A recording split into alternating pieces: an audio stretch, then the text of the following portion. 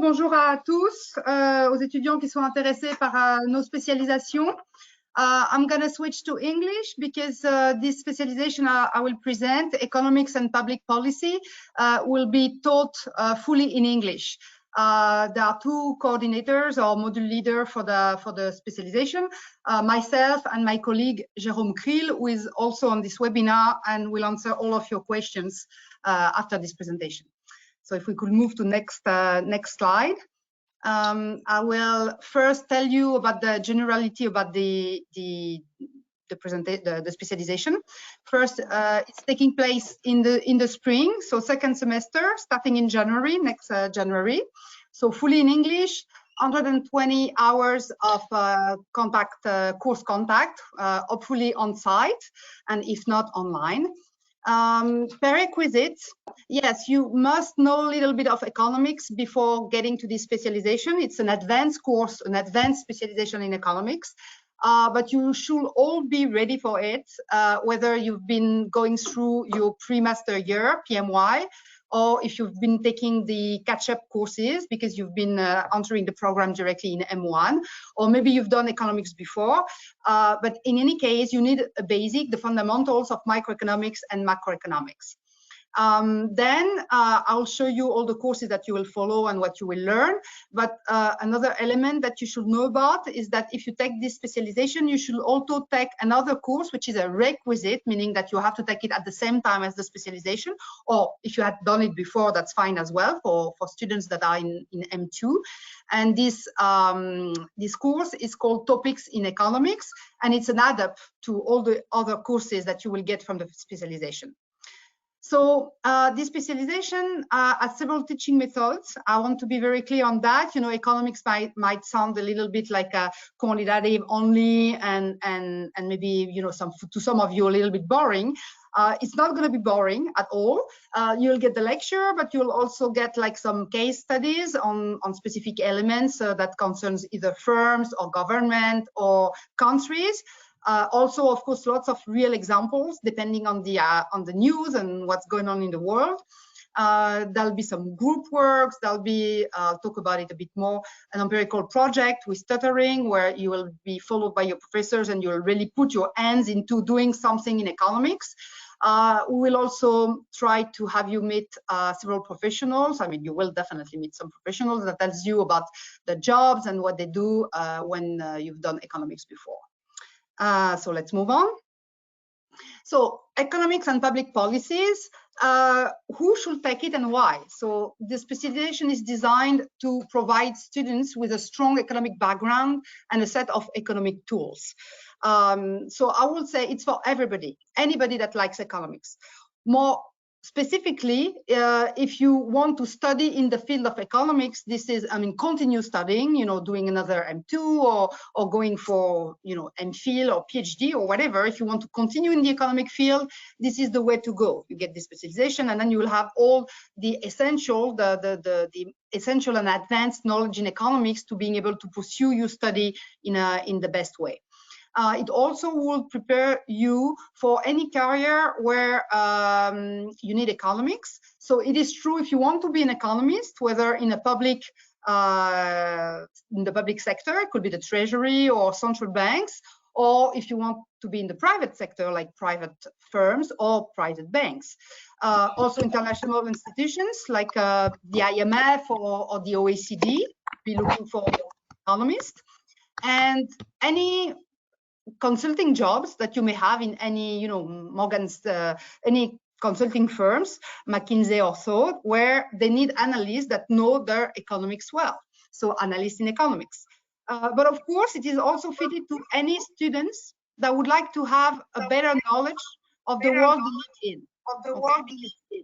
Okay. There is an echo. I don't know if you can hear me well. But anyway, so it's for anybody, either you want to pursue your career in economics, or you want to have learned well the framework in which business is taking place, which means the economy of the world. Next slide will be good. So there are 5 courses in this specialization. 3 of them are of 30 hours, and then there is 2 other modules that are of 15 hours. So I won't talk too much about it. I just want to give you a glance at it, a flavor of what you learn. But if you want to ask more about it, you may ask myself and my colleague Jérôme about more information about the specific modules. But broadly, you will first get a course. I mean, first, it's not necessarily in this order, but you will get a course in monetary policy called Monetary Policy in Good and Bad Times. The idea is to present central banks' instrument and strategy, to study conventional and not so conventional instrument of monetary policy and the effect on the economy. So this is some theory, but also you will discuss, for example, the 2020 reform agenda of the ECB, the European Central Bank. You will understand how to manage the management of crises, how we introduce macroprudential policies, and so on and so forth. Also the consequences of trade and currency wars on optimal monetary policy managing, and so on and so forth. So that's the first course, mainly macroeconomics, monetary policy. There's another course in international macroeconomics. So here there's a focus on open economy under different exchange rate and how those different exchange rate may affect monetary policies, but also under globalization or financial repression. So the idea will be to look at to highlight the impact of trade policy and financial instability on the open economy. So understanding, the first course was mainly closed market, closed economy. So how do you do monetary policy in a closed world? And then what happens if you open the world, and how does it affect the economy? And of course, that leads to discussing optimal governance of the European area, the incidence of negative interest rate, and so on and so forth. So several topics that are especially important in these years of crisis. Then we have 3 more courses. So a course called Data-Based Economics. This course is mainly quantitative, so you will study machine learning and econometrics, and you will have the opportunity to apply economic theory to the data. We believe this is quite important, for all of you to actually have learned how to put yourself, to dig into the data, to clean them, and then to start assessing data mining and assessment of impact. So this is something that will be useful for you, whatever the kind of job you do, because this is hard knowledge that you'll be able to use. Within this context, within this course, you will have, under the guidance of your professors, you will have the opportunity to work on a project where you will actually use real data and apply it to current issues and try to assess impact. So we think this is a quite important course as well. 2 more courses, shorter in time, in the sense that they are only 15 hours, but only doesn't mean that they are not important and essential to your knowledge of economics. The first one is called Sustainable Public Policy. So in this course, you will talk about the impact of public policy on the economy. So you will address taxation, government debt, market failure, social security, the role of institution, and so on and so forth. Also discussing how we can seek green or sustainable fiscal policies, so several aspects. And finally, the last course is called Firm Strategy, the Industrial Organization Approach. It's a more micro-based course. The 4 other courses are more macro-based. This one is more micro-based. So it's more at the level of the firms and the firm strategy. So we'll talk about several topics, about the performance of monopolies, about entry deterrence, about network and auction issues, about also innovation and intellectual property at the level of the firms. This course is taught by all the other courses that are taught by permanent professors from the economic department. This course is taught by one of our affiliates, Henri Delpquin, which is a specialist in those questions of innovation and competition policies, and he's also a professional, so he will be able to tell you about jobs outside of the school when you actually do economics. So that's about all of what I wanted to tell you about this specialization. And now, we are open for questions, whether myself or my colleague Jérôme Kriel, who is also on the webinar. So I've seen on the question that most of the questions so far are about the recordings, not really about the specialization itself. So about recordings, you will be answered, you know, where to find the recordings. But about the specialization, do you have any question about this economics and public policy specialization?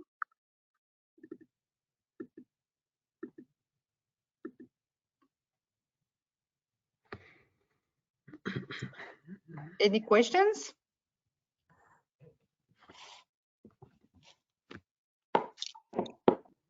So that's for Jérôme.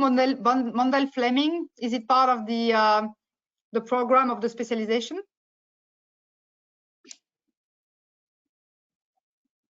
Jérôme is not here. Okay, I can't hear Jérôme. I thought he was with us, maybe disconnected. Okay, so yes, I don't teach this part of the course, but I will think that Mundell-Fleming will be part of it because that's a very important model for international economics. So I will say yes, that this is part of what you will learn. If we do a PhD, will it take place in ESCP? If you do a PhD in economics, it will probably not take place at ESCP because we do not have yet, this is a project that we are thinking of, but we don't have yet all the full set of courses that you will be able to take here in economics. But if you do a PhD in economics somewhere else, we could co-tutor and help you on that. And if you do a PhD in something else than economics, like finance, you could do it at the ESCP. And also it could be in link. Finance and economics are sometimes very close, so it could be linked with what you do in the economics department. What kind of job is a suitable policies impact? You know, that as we say, it's jobs that will be analysts. I mean, jobs that you are already trained for within management and business, but with an angle that will be more for economists. For example, in all investment banking company or consulting company, they need analysts in economics, but very often an analyst in economics that also have a good knowledge of business. So having your degree at ESCP in business and management and having a specialization in economics, and especially also with the part of the specialization which is purely quantitatives, will certainly be a plus to actually being able to be an analyst. Then, of course, with maybe like a further specialization, if you continue a little bit your study in economics, many other jobs of economists will be open. For example, when I mentioned the OECD jobs, could be directly after ESCP, could be after having specialized, for example, with another MSc or master in, for example, development, if you are interested in development economics or stuff like this. What is the difference between USPay and the one of Yves Bertoncini? Well, can we accumulate both of them? I do believe so, and I will let Yves continue on these questions. But we really have the economics angle, so we'll definitely talk about the economics mechanisms and so on and so forth. And there is I'll say there is synergies, but not, but it's not redoing the same thing, because in Yves' specializations, you will have, of course, the economic aspect, but many other aspects that you will study, and will go much deeper on the economics mechanisms and beyond public policy. Okay, we also see, you know, what's going on in competition policies and so on and so forth. But maybe Yves wants to add something about that. I don't know. Later. Okay, thank you. Any other question? All right, so I guess we'll move on to the next presentations, and I hope to see you in the specialization. If you have any other question, you can contact us directly by emails, either myself, Vanessa Strauss-Kahn, or Jérôme Kriel.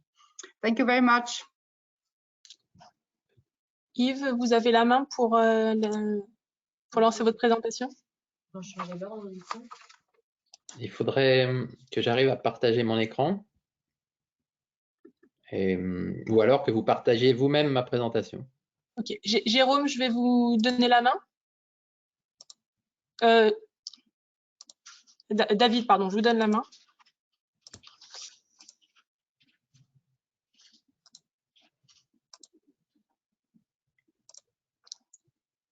On ne t'entend pas, mon cher David.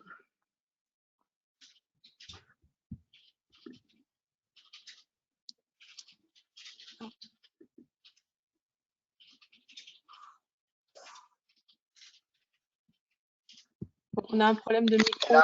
Ça fonctionne là? Oui. Vous m'entendez? bon. Maintenant, c'est bon, pas de problème. La vraie difficulté, c'est que je suis sur 2 ordinateurs en même temps.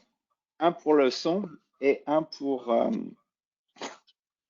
Vous avez la main l'image. pour partager votre écran. Alors, comment fait-on? Est-ce que vous souhaitez que je lance la présentation de l'OM Business pour vous? Ouais, ce serait très bien. Ok, parfait. Je reprends la main. Hop, montrer mon écran.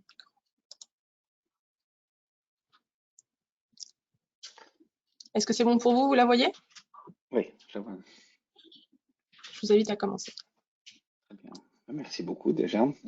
Merci de me donner la parole et bonjour à tous. I'm going to have a chat in English because this specialization is the language for the specialization is English. So my name is David Chakrum, and this specialization deals with law and business, the legal aspect of doing international business abroad. So my name is David Chakrum. I am the instructor for these 2 classes. I'm the coordinator for the specialization, and as you could imagine, I am a full faculty at ESCP Business School. If we move to the next slide, I'm going to introduce to you what it is. So what is this law and business specialization?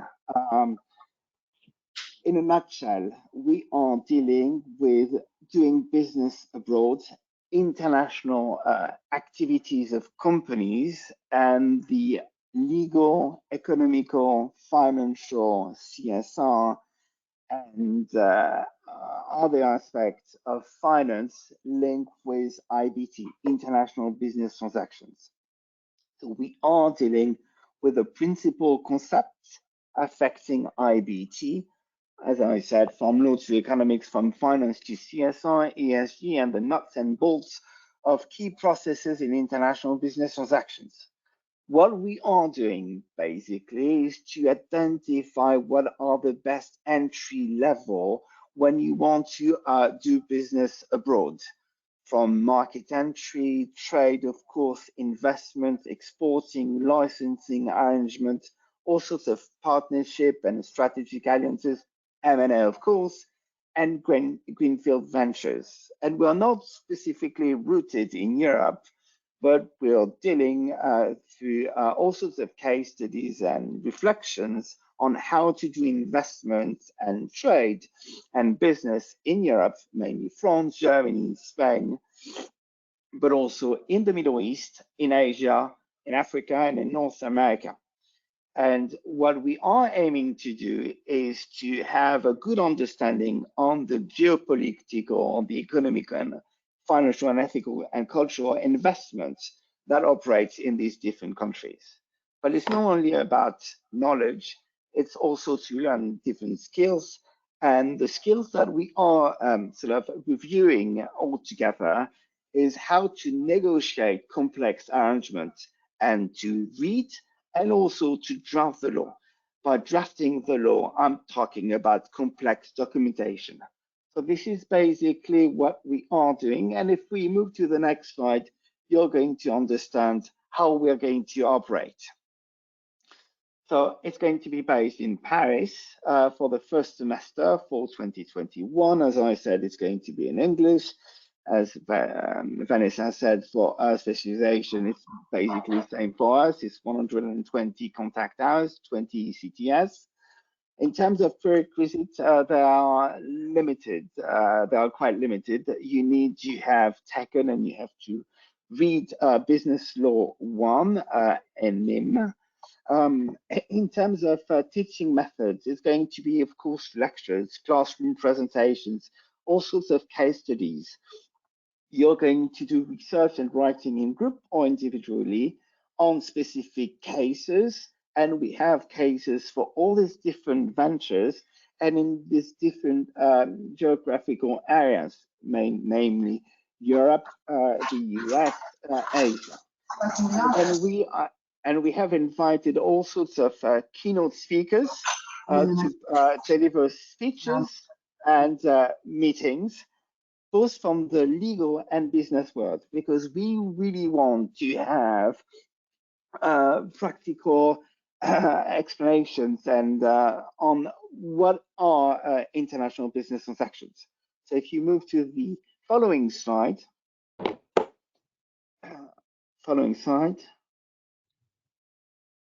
yes, I'll tell you who should be interested by this specialization that is taking place in Paris in the first semester. So it is not designed for law students, it's designed for law and business students. So you could be a law student and at ESCP, so if you do the double degree, then of course you will learn a lot about international business and international business law to supplement your background in law. If you are a student with a limited background in law, you will learn everything about the law from a managerial and business position, and that is super important in all sorts of jobs, contract management, finance, and in all sorts of activities, to have a good understanding of the law in the area where you want to operate. So the course and the classes have been designed for all of you, even if you have a limited background in law. So for all the students, it's the best way for you to understand how we do business abroad and the whatever the career path you envision. And for the following slide, you would see that we have, nonetheless, if you're interested in diving into the law a bit more, following slide. I'm so sorry. Yes. You have opportunities if you are interested, because we are partnership, or we have reached all sorts of agreement with all sorts of institutions. So for those of you who have an interest in the law, we have organized a double degree kind of system whereby you could do the M2 at ESCP, the law and business specialization. And in addition to that, doing the M2 Opération and Fiscalité Internationale des Sociétés at Sorbonne Law School. But that requires that you speak French, and then you have a law degree. For if you do not have a law degree, but if you speak French, you could access to the M2 Business, Tax and Financial Market Law at the Faculty of Law at Université Paris-Saclay. And if you are interested by doing an LLM, which is a Master of Law, you can access through us and through this specialization to the Queen Mary University of Law, the LLM. But then there is a requirement in terms of English languages. Following slides, and then we're going to discuss the classes. So there are 6 classes. The first one is going to be everything that you need to know. Let's say the International Business Transaction 101. Where we go through all the aspects of international business transactions, but not in silo. So that involves geopolitics. Maxime Lefebvre, a diplomat, is going to help us on this. We have all sorts of keynote speakers. And if we are doing classes online, we have guest speakers from the US. We have the former White House press secretary that is going to deliver a speech on how to do business. Asia as well, and the Middle East. So we have all sorts of, and of course, the ambassadors and diplomats to help us to go through the case studies where everything is mixed. So the first class is going to be the IBT class. Then we have a class on international corporate governance, how multinationals are run, and the issues linked with corporate governance. And it would be taught by Drew Chagrin and myself. Drew is American, and he has a huge experience in terms of corporate governance in the US. That would include shareholders' activisms, the relationship between the board and the activists, the shareholders, of course, and all the stakeholder theory involved in the international corporate governance. And of course, we're going to discuss ESG. There would be a class that is a class of drafting international business transactions. What are the provisions, the clauses that are super important to include when drafting an international transactions, when doing business abroad? Of course, there will be issues linked with taxation, with transfer pricing, and Julien Pelfig is going to help us on this. He has huge experiences working for ECD, PhD in economics, and also is a tax lawyer as a partner in a law firm. Regarding economics of international business transactions, it's going to be Professor Vanessa Strauss-Kahn and Professor Jérôme Cré that are going to provide you with what is needed when doing business abroad. And then there will be a class of finance of international business transactions provided by Vice President of JP Morgan, based in the Middle East and doing M&A, and Anas Bashar, who has left investment bank to run a green fund. So it's going to be the two perspectives on finance from the green side and for more traditional M&A activities. Following slide. So we have all sorts of guest speakers, as I said, starting Tony Fratto, who was the former deputy press secretary to former United States president. We have diplomats, we have people from KPMG linked with corporate governance. We have professors of law, we have GC, general counsel, that are going to help us on how it works in practice for in-house lawyers, of course, lawyers, and then a couple of people that are involved in the business of law or the relationship between law and business, including Donna Costa, who is the former president of Mitsubishi Chemical Americas in Europe. And if we move to the last slide, because I know that I need to speed up. Here you have a couple of alums that graduated from our program. Khalil Araki, who is, as I said, the JP Morgan Executive Director of the MENA region, who is based in the UK. Gersand, who did, and that's interesting, she did the art specialization, and then she did the M2 at Sorbonne. And after that, she graduated from Harvard Law School and then moved to Darrois, who's a law firm. You have people working in cybersecurity, project finance, law firm, of course, even media training, and then and at Unibail, for instance. Quentin is has an interesting story, graduating, doing the bar, and then didn't enjoy it, and then moved to a graduate program at Unibail. So in a nutshell, the specialization aims to provide you with information regarding how you do business abroad from a legal, economical, finance, strategy, geopolitical perspective. Thank you very much.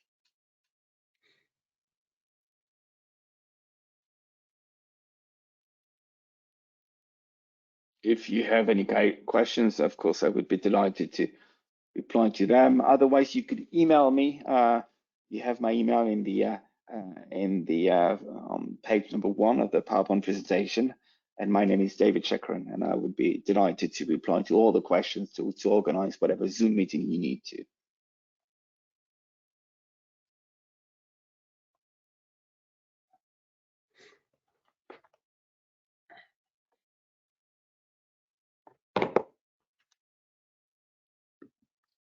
No questions. So if you have no questions, I think I'm going to leave you in peace and ask whether it's Ghislain or Yves. Mais Je vous donne, je vais diffuser vos slides et vous pouvez commencer votre présentation. merci. Faudrait que je puisse les voir. Donc, good afternoon. Bonjour. Some few words in English to welcome you. Also to tell you that this specialization is a new one, a brand new one. It will be delivered in French, but I would just like to make an initial precision. I'll come back to it at the very end. So it's in French. I think it's also a good way for you to practice and learn French even more. But when I do this type of courses, such as at the Paris School of International Affairs, I can offer to write the final exams either in French or in English as a flexibility, and the same is true for the oral presentation. I think it's better to do it in French for you, but well, I wanted to just say this initially before switching to French. Then, bonjour à toutes et à tous. Pour évoquer donc cette spécialisation affaires publiques, entreprises et pouvoirs publics au niveau national, européen et international qui sera créée à l'automne prochain, qui vous est proposé, dont je suis le coordinateur avec Ahmed Giaï, qui est un professeur permanent de l'ESCP. Donc ça commencerait au semestre d'automne, 120 heures, 20 crédits ECTS et pas de prérequis particuliers s'agissant de cette spécialisation que je vais maintenant vous présenter dans les slides suivants en vous parlant de son objet, hein, pourquoi, quoi, et de pour qui elle est et qui va la délivrer, et puis enfin de comment elle est délivrée. Donc d'abord, pourquoi s'intéresser aux affaires publiques? Qu'est-ce que c'est les affaires publiques? Parce que ce que la crise du coronavirus aura rappelé, c'est que les acteurs économiques, dans leurs activités, sont étroitement dépendants des interventions, des décisions des pouvoirs publics, et que faire des affaires, c'est aussi faire des affaires publiques. C'est-à-dire qu'évidemment, il faut réunir du capital, du travail, produire, vendre. Mais tout ça est totalement régulé par les pouvoirs publics, toutes les phases des processus économiques et à différents niveaux. Donc, que ce soit le niveau local, national, européen et international. Et donc, c'est à cela que va s'intéresser cette spécialisation. Alors, si on regarde plus en détail dans la slide suivante, le quoi, évidemment, de quoi s'agit-il? Alors, vous voyez le mot qui apparaît tout de suite quand on parle d'affaires publiques. Hein, alors, pour le coup, en anglais, c'est le mot lobbying. Voilà, lobbying activities. Stakeholders, partie prenante aussi en français. C'est-à-dire du point de vue des acteurs économiques, la manière dont ils vont pouvoir suivre ce que font les décideurs publics, évaluer, analyser d'une part, mais aussi essayer d'influencer ces décisions publiques. Donc, si je rentre dans le détail dans la slide suivante, ce qu'il s'agit de faire dans cette spécialisation, c'est justement de présenter l'impact des différents modes et niveaux d'intervention publique sur les acteurs économiques, et y compris en procédant à des comparaisons, parce qu'il y a évidemment des différences entre la régulation publique en France, la régulation publique en Allemagne, la régulation publique aux États-Unis et en Chine. Il y a d'ailleurs des études de l'OCDE en particulier là-dessus, donc évidemment on y fera référence. Regardez comment aussi les acteurs publics interagissent. Ils n'interagissent pas de la même façon pour prendre des décisions dans un système présidentiel ou semi-présidentiel comme celui qu'on a en France, ou un système fédéral comme aux États-Unis, ou un système fédéral également comme en Allemagne. Et puis, troisièmement, mais je dirais en anglais, on dirait last but not least, dans ce contexte, regardez comment les acteurs économiques eux-mêmes, quelles conséquences ça a, et surtout comment ils s'organisent pour à la fois analyser et défendre leurs intérêts quand ils sont face à la préparation et la prise de décision publique. Alors en détail dans le transparent suivant, ça veut dire que pour traiter tout cela, on va progresser sur la base de 5 modules. Il y a un module, le 1, qui est un peu un module introductif, qui va, je pourrais détailler si vous le souhaitez, d'abord nous conduire à mesurer comment les interventions publiques, en particulier juridiques, mais ça peut être aussi budgétaire, fiscales, se sont mises en place, à quel niveau, local, national, européen, international. Et puis en retour, puisque ces politiques publiques existent, comment les entreprises, les acteurs économiques s'organisent pour les traiter, à la fois en interne, hein, au sein des entreprises, mais aussi en faisant appel à d'autres acteurs, des fédérations professionnelles, des cabinets de conseil en particulier. Ensuite, on détaillera, il y a 3 grands piliers qui se passent dans l'environnement national. Alors, ça inclut le local, d'une part, pendant 30 heures. Deuxièmement, au niveau européen, parce qu'évidemment, on est en Europe là dans un cadre très particulier, l'appartenance à l'Union européenne, au marché unique. Hein, le Brexit a bien montré d'ailleurs que ça avait des conséquences selon qu'on fasse partie de l'Union européenne ou qu'on n'en fasse pas partie, hein, sur les flux économiques, productifs, commerciaux. Et puis, troisièmement, au niveau international, c'est-à-dire les entreprises qui veulent, et David y a fait allusion et traitera ça de manière approfondie dans son cours, qui veulent exporter, investir dans d'autres pays que les leurs, hors Europe, présumément. Et donc, simplement, je saisis là la balle au bond tendue par Vanessa Strauss-Kahn. Nous, dans ces cours, ce qu'on fera, c'est s'occuper vraiment de l'approche politique, décisionnelle, institutionnelle, ce que décident les pouvoirs publics et la façon dont les entreprises, les acteurs économiques au sens large, essayent d'interagir avec les pouvoirs publics. Il y aura enfin un dernier élément, un dernier module qui lui parlera de l'économie des affaires publiques et qui conduira notamment à voir comment les grandes institutions, l'OCDE, le FMI, avec des données qu'elles fournissent, peuvent aussi jouer un rôle important dans ces négociations et dans ces discussions entre acteurs économiques et pouvoirs publics. Alors ça, c'était pour le pourquoi et le quoi. Maintenant, deuxièmement, le qui. Et d'abord, vous, pour qui cette spécialisation a-t-elle été imaginée? D'abord, voilà, pour principalement des étudiants qui souhaiteront, des étudiants et étudiantes qui souhaiteront travailler dans le secteur privé, oui, mais plutôt au sein des services qui sont chargés justement du suivi des pouvoirs publics et des relations avec les institutions publiques. Et donc, ça peut être dans des entreprises, hein. Il y a d'ailleurs des acteurs des entreprises qui viendront témoigner, contribuer. Ça peut aussi être dans des fédérations professionnelles, ça peut être dans des cabinets d'analyse, des cabinets de conseil. Donc, c'est d'abord pour ceux qui envisagent ces carrières-là que cette spécialisation a été faite.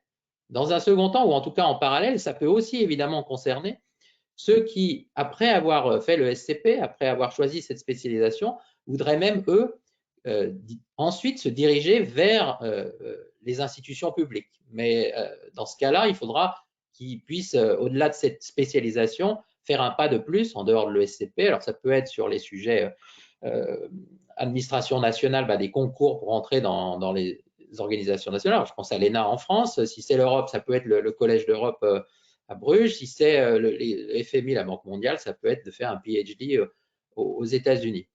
Et puis, bien sûr, ça peut aussi concerner vous en tant que citoyen de connaître les affaires publiques. Enfin, en termes professionnels, c'est vraiment ces deux types de profils qui peuvent vraiment être intéressés, à notre sens, par cette spécialisation. Alors après, pour qui? Je passe à la suite. Par qui? Par qui elle est délivrée, cette spécialisation? Alors, j'ai indiqué que j'étais coordinateur avec Ahmed Chiaï. D'une manière générale, elle est délivrée par des praticiens des affaires publiques qui enseignent aussi, mais en tout cas qui ont une expérience des univers qu'ils vont chercher à décrire et des activités de lobbying dont ils ont été soit des cibles, soit des acteurs. Alors moi, j'ai été les deux, hein. J'ai été dans le public à un moment, au niveau européen, au niveau national, et puis maintenant, je suis consultant, donc j'aide des acteurs économiques à analyser et à influencer les pouvoirs publics. Et donc voilà, les noms que vous avez là, Dominique Carlac, Antoine Godbert, Maxime Lefebvre. Il y aura aussi des intervenants et des professeurs de l'ESCP qui viendront séance par séance, mais là, ce sont les noms des responsables des modules que j'ai voulu vous présenter à ce stade. Quand j'évoque, ça c'est pour mettre des visages, hein, sur tout cela, dans le transparent d'après les acteurs. Alors, j'ai pas fait de liste d'intervenants comme vient de le faire David Chekroun. Il faut dire que nous débutons à l'automne. Mais enfin, voilà, j'ai déjà mis des exemples au-delà des 5 intervenants professeurs. Les Ferrero, par exemple, le responsable des affaires publiques de Ferrero, le MEDEF, l'OCDE, j'aurais pu mettre L'Oréal, des acteurs du gouvernement français à tel ou tel niveau, à la fois donc des personnes qui connaissent les affaires publiques de l'intérieur parce qu'ils sont la cible d'actions de lobbying, mais aussi, et ça c'est très important, des des personnes qui occupent des rôles aujourd'hui dans des grandes entreprises, dans les fédérations professionnelles, les cabinets de conseil, que vous pourriez être amené à occuper par la suite. Alors, dernier élément, comment ça va se dérouler? Une combinaison assez classique des cours que j'ai évoqués, 5 cours pour avoir des connaissances académiques de base. Il y a évidemment des bibliographies aussi qui vous permettront de préparer les séances et de les approfondir. Des présentations collectives de votre part à 2, peut-être 3, parce que ça permet de réfléchir ensemble sur des thèmes des séances prévues. Des études de cas, les études de cas, elles seront faites pas forcément par vous, elles seront faites aussi par les intervenants qui viendront témoigner de leur expérience et on pourra prendre des exemples extrêmement précis. Et donc, voilà, avec la rencontre des professionnels qui mettra un visage, je dirais, et des pratiques sur ce que sont les affaires publiques et qui vous aideront à identifier les débouchés dans ce domaine au passage. Peut-être dernier élément sur le comment dans le transparent suivant. Évidemment, donc, portant les évaluations, assez classique, je dirais, une épreuve écrite finale qui au moins comptera 50% de la note, les présentations collectives que j'ai évoquées, votre présence, votre participation et donc la capacité d'être évalué en anglais ou en français, même si les cours se dérouleront en français. Je crois que j'ai terminé cette présentation et je suis évidemment, en tout cas pour ce qui est du PowerPoint, maintenant disponible pour répondre à vos questions éventuelles et ensuite disponible évidemment pour… Yves, je ne sais pas si vous voyez la boîte à questions. Il y a une question pour l'instant. Vous la voyez ou pas? Oui. Okay. Alors, je vois le début, je ne vois pas tout à fait la fin, mais the main differences between the specialization in affaires publiques and the one in economics and public policy. Yes. Celle de Vanessa Strauss-Kahn. Yeah, the main difference is really that our concern is the politics, not the policies. Vanessa will deliver a very precise element on policies, economic policies, monetary policies. So that's really about that. Whereas we are talking about the political system, the national political system, the European political system and the international system, international organization, the way it works, the way a policy is defined. I could take the example of trade policy at the European Union. It's not to describe what is the European trade policy. It is to say how it is made of, how it is made on the basis of what interaction between various political actors, but also the monitoring and the lobbying of private actors. So I think this makes a difference. And if I want to summarize in a nutshell, there are also, by the way, connection with what David Chekroun proposes, of course. But the main difference, it's on the one hand, it's policies or, as regard David, business practices, whereas for us, it's really politics and the way public decisions and policies are built and shaped by private actors.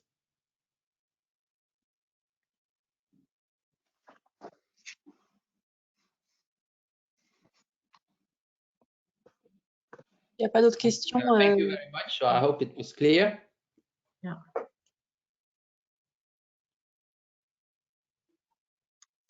Question. Je vois d'autres questions. Oui. Alors c'est étrange parce que je vois le début des questions. Je peux répondre seulement au début, mais il faut mieux d'avoir. cliquer peut-être dessus, Yves. Je l'ai. Je vois. Vision globale des différents acteurs publics, collectivités, leur fonctionnement. Voilà. Alors, en effet, c'est ce que j'évoquais. Bon, là, vous parlez des collectivités villes. Alors, je vais prendre l'exemple du module national. J'ai indiqué que dans le national, il y aurait aussi du local.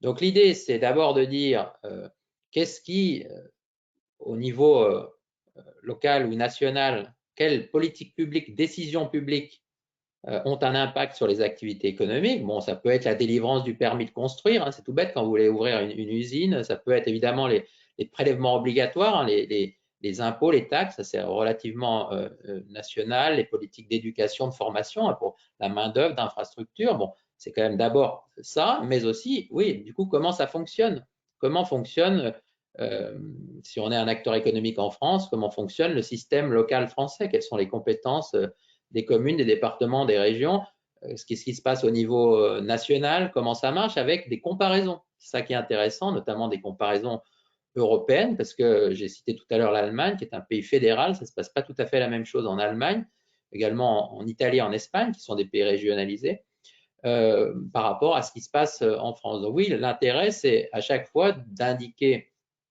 quel est l'impact des décisions publiques, mais comme la finalité profonde, c'est d'expliquer comment les acteurs économiques vont pouvoir s'y prendre pour suivre les décisions et essayer de les façonner, eh bien oui, il y a nécessité d'expliquer comment ces organisations fonctionnent, quelles sont leurs compétences et comment elles prennent leurs décisions.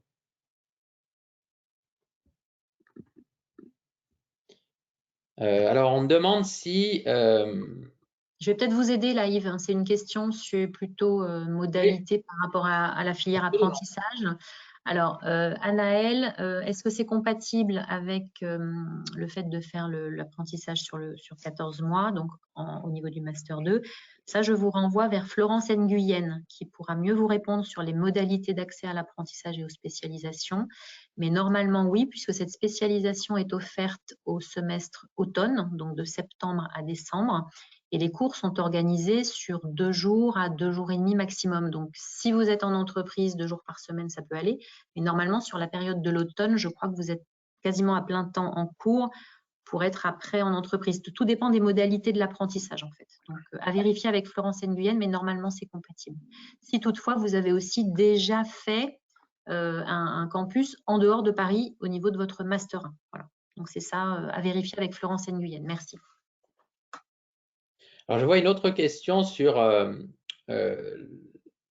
est-ce que this specialization could replace or not a whole formation in political affairs at the one taught at Sciences Po?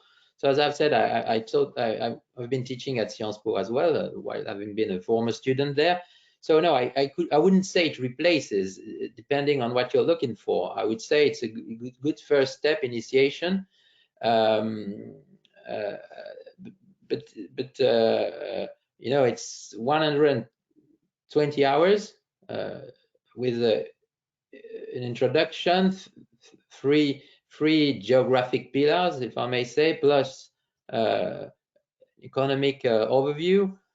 So it's a very deep and sound initiation, I believe, but it cannot replace Sciences Po, and I could suppose that it can be maybe a good way forward to Sciences Po, a first step. And the same is true for the European module, you know, 30 hours.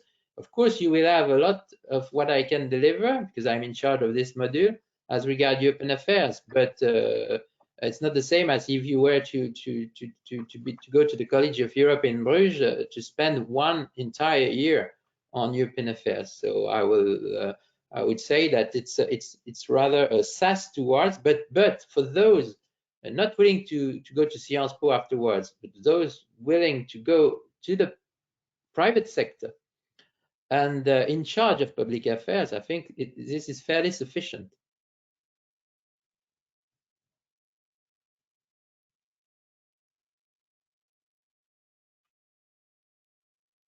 A priori, pas d'autres questions. On va pouvoir passer à la présentation de Ghislain. Merci beaucoup, Yves. Merci à toutes et à tous de votre attention. À bientôt. À bientôt. Merci. Sandrine, j'ai combien de temps de présentation? Dites-moi, parce que j'arrive un peu à la fin. C'était. On va pas être coupé, donc. On va pas être coupé, d'accord, parce que généralement sur GoWebinar, on peut être coupé de temps en temps. Donc bon. Non, là, j'ai demandé à ce que ce soit étendu. Bon, après, les étudiants peuvent éventuellement démarrer cours à 13h30, mais comme il y a un enregistrement, ils pourront le visionner après. D'accord, très bien, très bien. Bon, merci Sandrine. Merci aussi à mon collègue Yves qui vient de s'exprimer. Je suis très heureux de voir que cette option existe au sein du département et au sein de l'école. Je me réjouis évidemment, comme nous tous d'ailleurs, de cette nouvelle opportunité pour les étudiants. Et c'était aussi cette communication, l'occasion pour moi d'en savoir un petit peu plus, et c'était tout à fait passionnant. Alors moi, je vais vous parler de quelque chose qui existe depuis maintenant plus de 10 ans, et qui est une option donc, qui s'appelle Management des industries culturelles et médiatiques, et qui, une fois n'est pas coutume, existe en fait grâce aux étudiants. C'est-à-dire que pendant de nombreuses années, à peu près une trentaine, on a développé à l'école, notamment dans le département qui présente aujourd'hui, LEH, un certain nombre de programmes spécialisés dans le management de la culture, le management des activités culturelles, le management de l'édition et le management des médias. Bon. Mais ces développements ont été faits sous le format de master spécialisé, ce qui fait qu'en réalité, les étudiants de la grande école, du MIM, n'y avaient pas directement accès. Alors certains d'entre eux faisaient le choix de poursuivre leurs études une année de plus à l'école en suivant un master spécialisé, mais enfin c'était évidemment une infime minorité des 300, 400 à l'époque étudiants de la promotion. Et donc, il y a un peu plus de 10 ans, les étudiants sont venus me voir en me disant qu'ils souhaiteraient à leur tour avoir accès à une option qui les prépare au management de la culture, au management de l'édition, au management des médias, non pas sous la forme d'un master spécialisé, puisqu'un master spécialisé, c'est un an entier, est spécialisé dans un des 3 domaines que je viens de présenter rapidement, mais d'avoir une option majeure, comme on l'appelait à l'époque, je ne sais pas si c'est encore le nom qu'on lui donne aujourd'hui, en tout cas une option de spécialisation d'une centaine d'heures, 120 en l'occurrence, qui permettent aux étudiants qui, je dirais, ont un profil qui ne les amène ni du côté de la banque d'affaires, ni du côté du conseil en stratégie, ni du côté du marketing grande conso, mais qui ont une appétence pour la culture, pour les musées, pour l'audiovisuel, pour le cinéma, pour la presse écrite, pour l'information, de bénéficier en réalité de ces années d'expérience que l'on a, de ces réseaux d'anciens, notamment de l'école, qui sont présents dans les métiers de la culture et des médias, puisqu'il faut s'imaginer que 3 masters qui existent depuis plus de 20 ans, qui ont formé chacun d'entre eux 300 ou 400, voire plus, hein, pour le master média, c'est plutôt 700, 800 étudiants qui aujourd'hui sont sur le marché depuis de nombreuses années. Ça constitue évidemment un réseau de partenaires potentiels très, très, très important. Et donc la demande des étudiants, c'était essayer de créer, si vous voulez bien, une option qui soit consacrée à ces métiers-là, qui depuis quelques années du reste n'ont fait que se développer, puisqu'aujourd'hui, la culture, il y a 20 ans, c'était un domaine prestigieux, mais c'était un petit secteur de l'économie au sens large du terme. Aujourd'hui, la culture, c'est 800 000 personnes en France, c'est 3 points de PIB, c'est une vraie activité économique en tant que telle, qui donc génère naturellement de nombreuses vocations. Mais la culture, c'est aussi des effets d'entraînement sur l'économie qui sont très importants et qui sont sans doute d'ailleurs 2 fois plus importants. Et les Américains l'ont mieux compris que les Européens, hélas pour eux, avec évidemment ce qu'on appelle le soft power au sens très large du terme, qui permet de faire rayonner la culture américaine bien au-delà de son importance relative par rapport aux autres. Et ce qui a évidemment pour les marques américaines, pour les entreprises américaines, pour les initiatives américaines, des conséquences et constitue un avantage tout à fait important.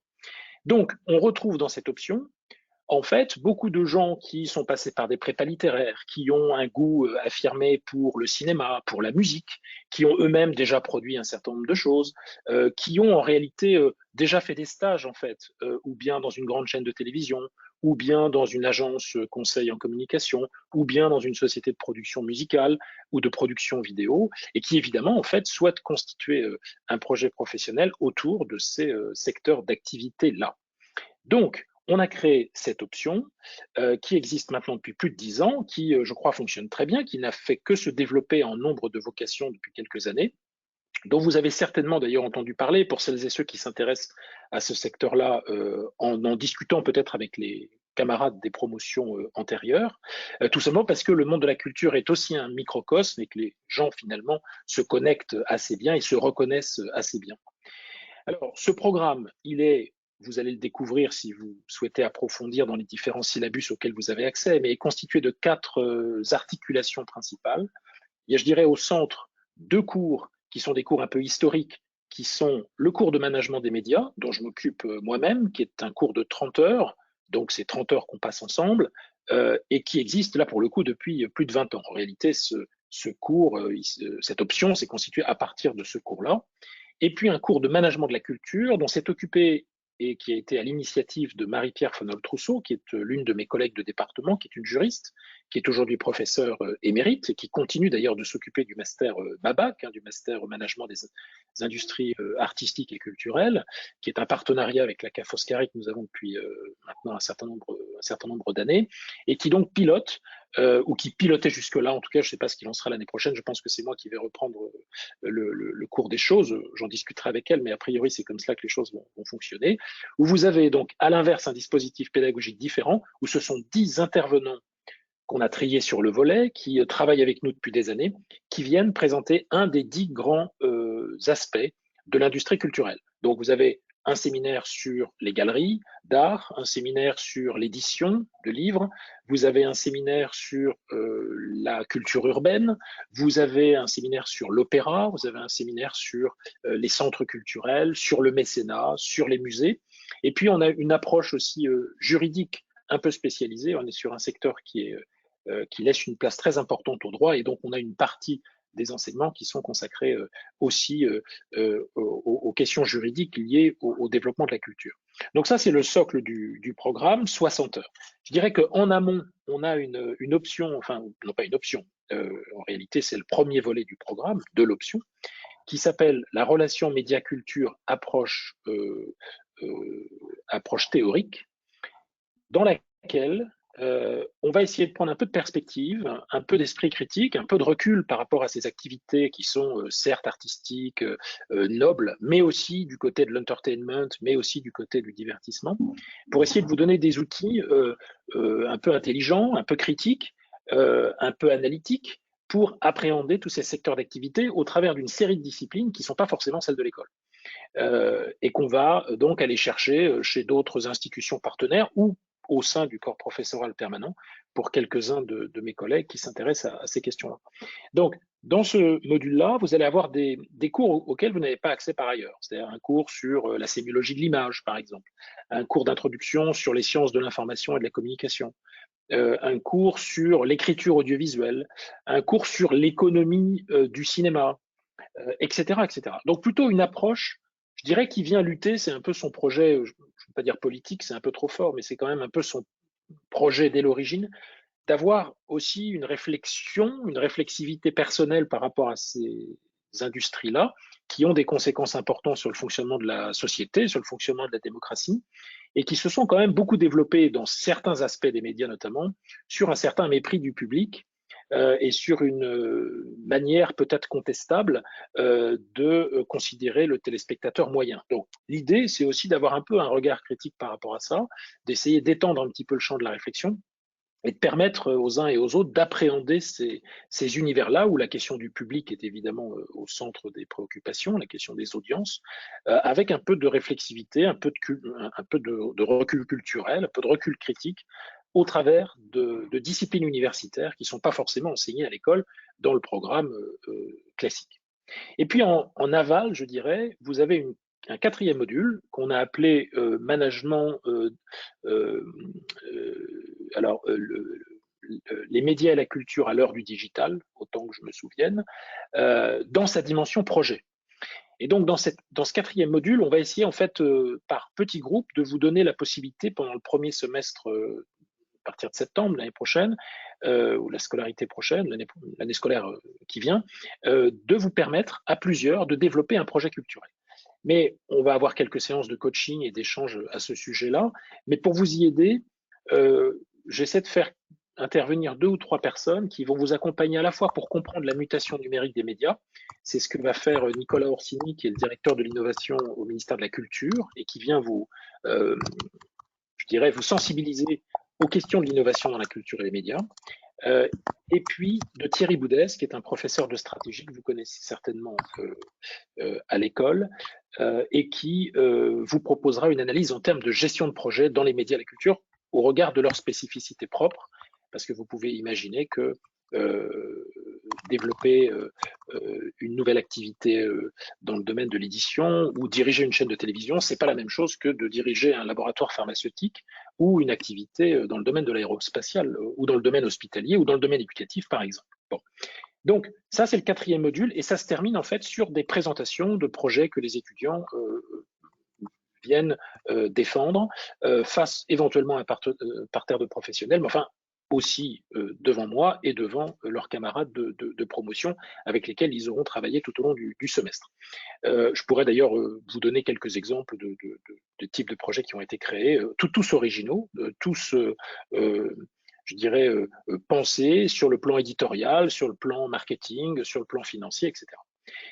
Voilà. Alors, ce que je peux vous dire en termes sur 2 points sur lesquels généralement les étudiants m'interrogent quand ils réfléchissent à tout cela, ou je vais dire 3 points. Le premier point, c'est l'évaluation.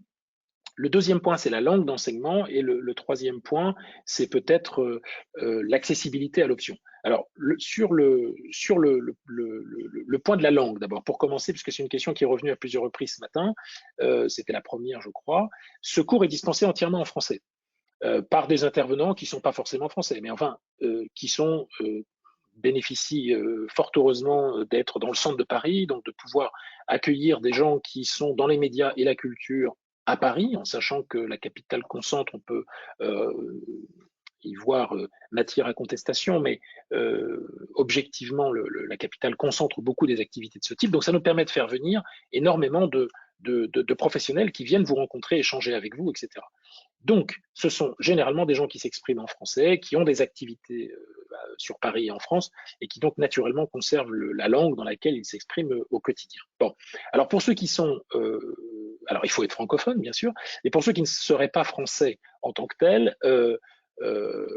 il faut avoir un niveau minimum de maîtrise du français, quitte à ce que, comme d'ailleurs Yves l'a proposé tout à l'heure pour sa propre option, que lorsque vous aurez quelques éléments de travaux écrits à rendre, ça puisse être éventuellement en anglais si vous en estimez ou si vous en exprimez le besoin. Mais enfin, c'est une option qui est dispensée assez naturellement dans la langue francophone. Ça, c'est le premier point. Sur l'évaluation, en fait, vous avez 4 modules, donc 4 évaluations différentes. C'est un devoir sur table pour le module sur les approches conceptuelles. C'est une série de travaux que je vous fais faire durant le module management des médias, avec une petite épreuve sur table à la fin qui fera à peu près 50% de la note globale, enfin à peu près, qui fera 50% de la note globale. Et puis le reste, ce sera une revue de presse et puis un travail sur la construction d'une chaîne de télévision que je vous fais faire durant le séminaire. Le management de la culture, c'est un devoir sur table à l'issue des 11 présentations. Et puis, le module sur les projets, ce sera pour 50% une fiche de lecture que vous aurez à faire au regard des rencontres qui auront lieu durant l'année et 50% sur le projet culturel lui-même que vous défendrez face à nous à la fin du séminaire. Voilà. Et puis, le troisième point, c'est sur l'accessibilité. Je reçois plus de candidats, nous recevons plus de candidatures que de candidats que nous acceptons dans l'option. La seule chose, pourquoi? Parce que l'idée, c'est que cette option n'a pas été créée pour être une option d'évitement de disciplines qui pourraient ne pas vous intéresser autant que le secteur de la culture, mais sans que vous ayez un projet même vague dans les secteurs des médias et de la culture. Et ça ne me paraît pas être la bonne solution.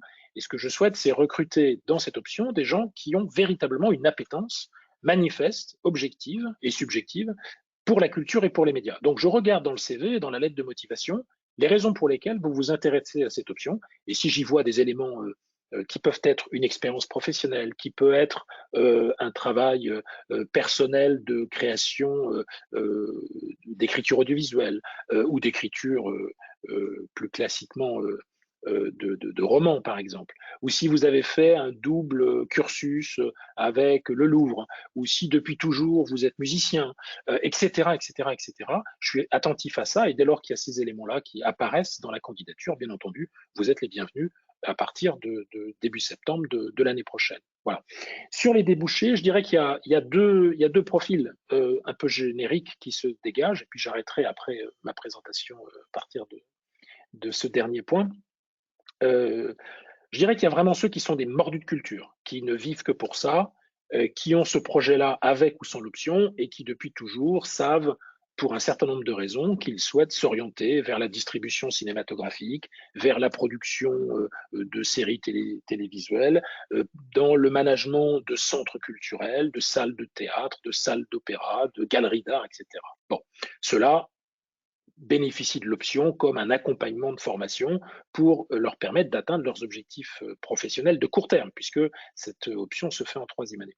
Et puis, il y a le profil, je dirais, qui n'est pas mineur du tout, mais de celles et ceux qui ont travaillé dans les métiers de la communication, qui ont travaillé dans le secteur de l'ingénierie culturelle, qui ont pu travailler éventuellement dans des conseils généraux ou dans des mairies, dans la partie culturelle, et qui sont ouverts à la possibilité de faire leur carrière dans ces métiers-là, ou dans les entreprises qui sont au service de ces métiers-là, c'est-à-dire la finance, les Sofica, les sociétés de conseil en communication, les sociétés qui font de la création publicitaire, etc. C'est-à-dire tous les secteurs qui sont proches de la culture, qui peuvent être considérés comme étant des creative industries en tant que telles, qui ne sont pas au cœur même des enjeux des médias et de la culture, mais qui accompagnent leur développement. Donc, évidemment, l'option sert aussi à celles et ceux qui sont dans qui ont ce profil-là et qui n'ont pas un projet dans la culture affirmé en tant que tel, mais qui souhaitent évidemment accompagner les développements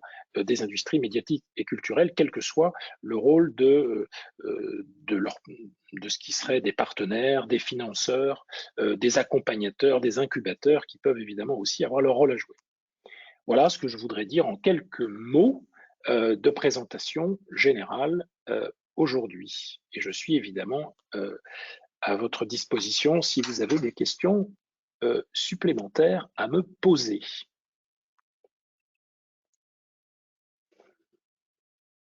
A priori, il n'y a pas de questions, Ghislain. J'ai relancé Non, 2 tout le monde fois. est en cours, j'imagine. Il y a quelques étudiants encore connectés, mais j'ai relancé dans le chat 2 fois et je ne vois pas de nouvelles questions depuis tout à l'heure. Bon, très bien. Ils peuvent vous écrire, ils peuvent vous envoyer un email s'ils ont des questions. Oui, j'en ai déjà reçu un certain nombre, mais c'est toujours un peu autour de la question de la langue en réalité, parce que la plupart des étudiants qui veulent faire l'option le savent déjà, et ceux qui se posent encore la question sont les étudiants non français qui s'interrogent et qui s'inquiètent sur le niveau de français exigé.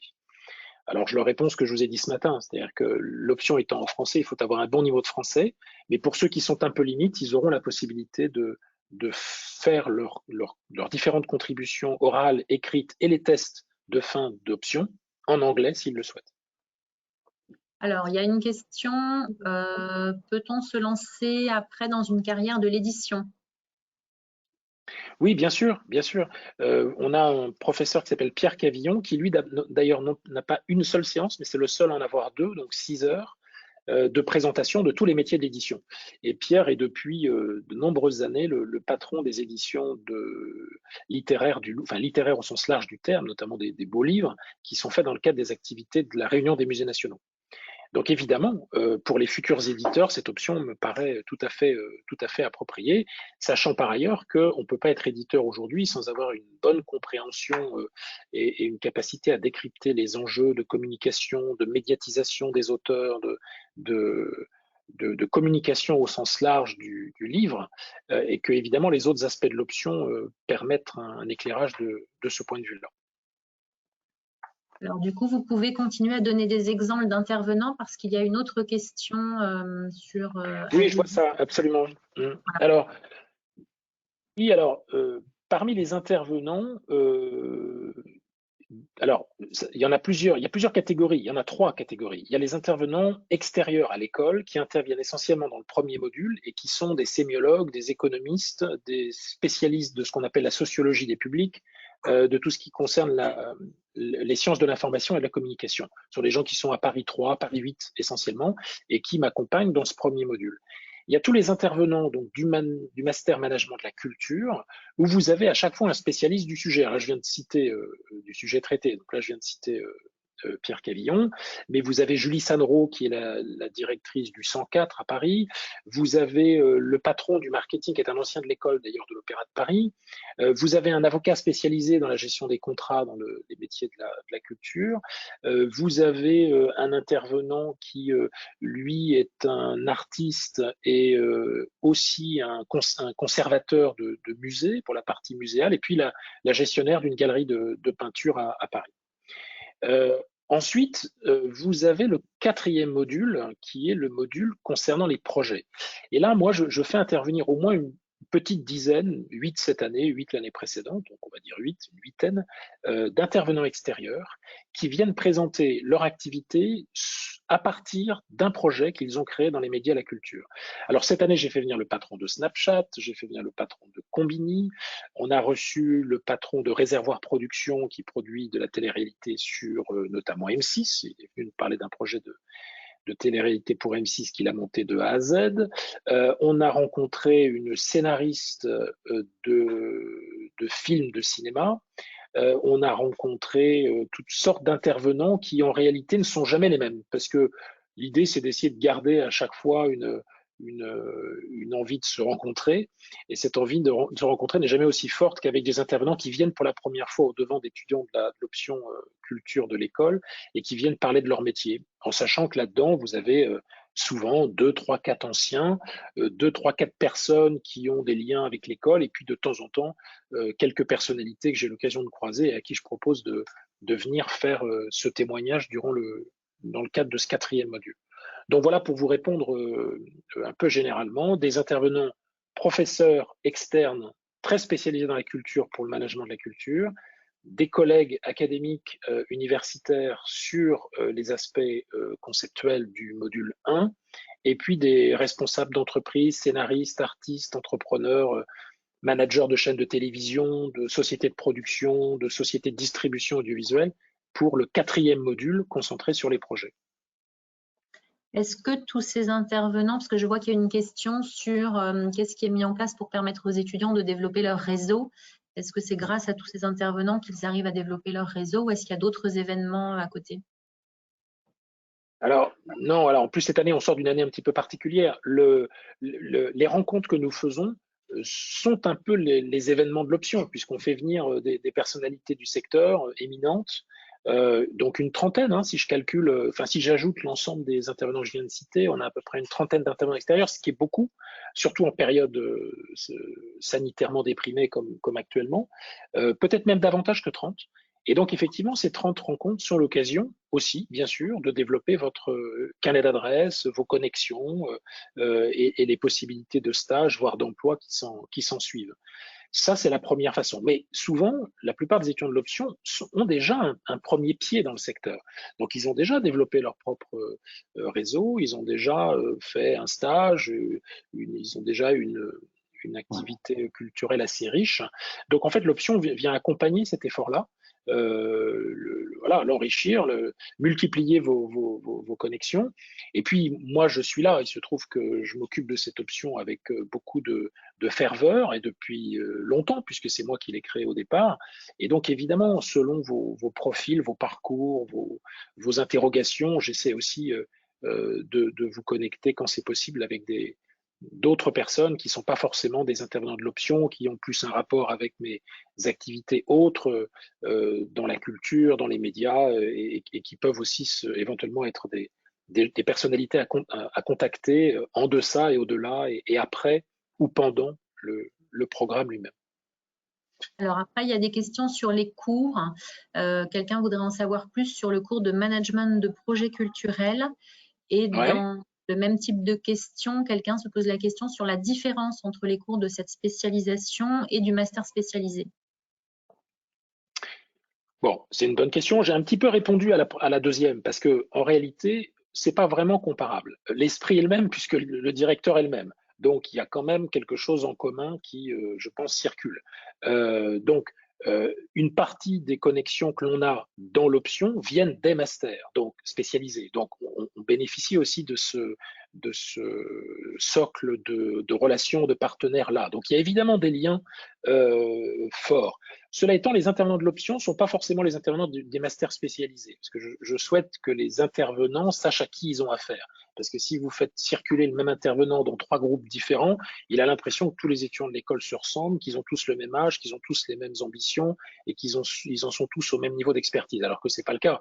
Entre le master spécialisé des gens qui ont 26 ans, qui ont déjà travaillé dans la culture 4 ans, les étudiants de la grande école de 3e année, les étudiants du MBA, etc., ce n'est pas les mêmes profils, ce n'est pas les mêmes interventions et ça ne se prépare pas de la même façon. Donc il y a ces liens-là. Cela étant, les masters spécialisés sont spécialisés dans 3 métiers différents. Le master édition n'existe plus aujourd'hui, mais vous avez un master activité culturelle et un master management des médias. Vous avez 450 heures dans chacun de ces deux programmes spécialisés, où quasiment rien ne se recoupe. Donc vous avez 900 heures de cours. L'option, c'est 120 heures de cours. Hein, donc c'est 9 fois moins quantitativement, ça dure 3 mois et ça dure pas 1 an et demi. Donc c'est pas exactement le même schéma et la même profondeur de champ. Je dirais que les sujets, alors d'autant plus que l'option culturelle, elle est censée vous donner une idée générale de l'écosystème des médias et de la culture ensemble, hein, alors que les masters spécialisés, eux, sont très spécialisés. Les étudiants du master média, ils veulent tous travailler dans la production audiovisuelle, pour dire les choses rapidement, et digitale, avec quelques nuances. Dans le domaine de la culture, le MABAC sont des gens qui veulent travailler dans les musées, dans les fondations. Je caricature, mais en gros, c'est ça. Dans l'option 3e année des étudiants de la grande école, on va rencontrer plein de profils. Des gens qui s'intéressent à la musique, des gens qui s'intéressent à l'audiovisuel, des gens qui s'intéressent au spectacle vivant, des gens qui s'intéressent à la culture urbaine, des gens qui s'intéressent aux galeries d'art, des gens qui s'intéressent aux nouveaux formats digitaux, aux plateformes, etc. Donc, une grande richesse de profils où on va vraiment passer 120 heures ensemble à faire le tour de toutes ces questions-là en essayant de couvrir le maximum de territoire, de montrer le maximum d'interactions et de vous donner une grande pluralité d'intervenants possibles. Mais évidemment, c'est 120 heures. Donc, au bout de 120 heures, l'option est terminée. Le master spécialisé, c'est un autre format. Ça dure 1 an et demi, c'est 450 heures et c'est beaucoup plus spécialisé que l'option, puisque l'option, elle a vocation à couvrir tous les territoires du ministère de la Culture et de la Communication, entre guillemets, c'est-à-dire l'ensemble de cette filière-là, de ces activités-là, et ce n'est pas du tout le cas des masters qui sont, eux, beaucoup plus focalisés sur des points précis, mais sur un format d'1 an et demi et non pas sur un format d'un semestre. Après, il y a une question sur le marché de la culture et de l'art qui est traité au sein des cours, comme les cours sont en français. Est-ce que c'est limité au marché français ou au marché européen ou plus? Non, non, on nous en voudrait beaucoup et on serait bien malheureux que de considérer que les questions de culture, d'ouverture culturelle et de médiatisation de quoi que ce soit puissent s'arrêter à un territoire ou à une ville. Ça n'aurait absolument aucun sens. Donc évidemment, je crois même d'ailleurs que le module en management des médias s'appelle management des médias européens de mémoire. Mais évidemment, la perspective, elle est forcément internationale. Elle est nécessairement internationale. D'abord parce que les acteurs français et européens sont tournés vers l'international, parce que les acteurs internationaux, et notamment les acteurs américains, sont tournés vers l'Europe, qui considère logiquement ce continent ou bien comme un continent partenaire dans le domaine du cinéma, par exemple, ou comme un continent prioritaire sur le plan commercial. Et puis on est face à un secteur d'activité qui est à développement international croissant, notamment les plateformes. Si vous pensez Salto, Netflix, Disney, Amazon Prime, etc., on est sur un secteur d'activité qui est dans un processus d'internationalisation qui est total, avec des productions françaises qui sont diffusées sur des plateformes américaines, et puis évidemment des programmes américains, bien sûr, incontournables, sur des plateformes franco-françaises comme Salto. Donc, tout ça, évidemment, est sur fond de développement digital, hein, donc sans frontières, sans barrière à l'entrée, avec un amoindrissement des législations nationales, en tout cas dans la majorité des grands pays. Donc évidemment, on est sur un secteur complètement international. Et quand vous faites, vous étudiants, des présentations de grands groupes médias, multicontenus, multinationaux, multiplateformes, etc., multipublics, on va privilégier plutôt de présenter Time Warner, de présenter Bertelsmann ou de présenter le Repubblica italien, bref, de prendre des exemples qui ne sont pas forcément Canal+ et TF1, en essayant justement de privilégier une approche qui soit la moins proche de nous possible, même si en réalité ces métiers-là convergent énormément. D'ailleurs, on parle de convergence des médias, c'est un des domaines sur lesquels on aura l'occasion d'échanger, qui montre bien qu'il y a une convergence des supports, des contenus, des plateformes, et que tout ça, évidemment, a un rapport avec la globalisation au sens le plus large du terme. Alors, il nous reste 5 minutes. Alors, je vois qu'il y a Briac qui a posé 2 fois une question sur le même thème, sur les projets que les étudiants doivent travailler pendant. Est-ce que vous avez des exemples? Et il a complété en demandant si ça peut être en relation, attendez, étudiants peuvent-ils écrire leur projet de fin d'études en relation avec la spécialité? Ah, je pense qu'il fait référence au mémoire. Oui, c'est le mémoire de fin d'études. Alors, moi,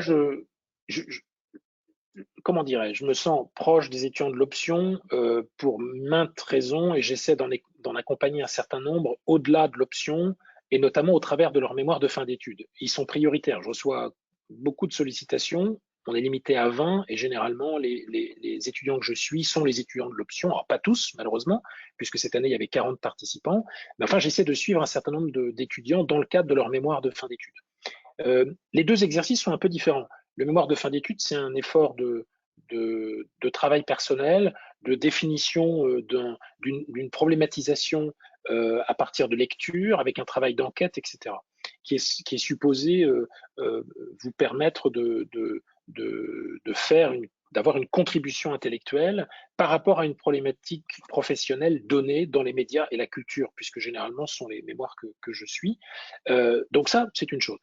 L'exercice qui vous est proposé en tant que projet à la fin de l'option, c'est autre chose, puisque c'est un projet plus pratique, ça peut être un business plan, ça peut être un projet de lancement marketing d'un film de cinéma, ça peut être l'adaptation d'une BD sous la forme d'une série télévisée, par exemple, et donc qui nécessite tout un travail d'enquête, etc., mais que vous faites à plusieurs, que vous faites avec 5, 6, 3, 4, 5, 6, 7 camarades, et vous présentez ce projet collectif face à la classe. Donc, c'est deux exercices qui sont quand même relativement différents.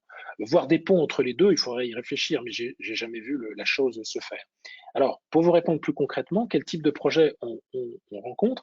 J'essaie de pas trop donner d'exemples parce que je veux pas vous guider dans une voie ou dans une autre. L'idée, c'est que vous puissiez partir sur des projets qui vous parlent au cœur et qui soient les vôtres et que vous ayez envie de porter jusqu'au bout. Mais pour illustrer simplement et répondre à votre question, par exemple, j'ai un souvenir d'un projet qui m'avait beaucoup plu l'année dernière, qui s'appelait le projet Camion.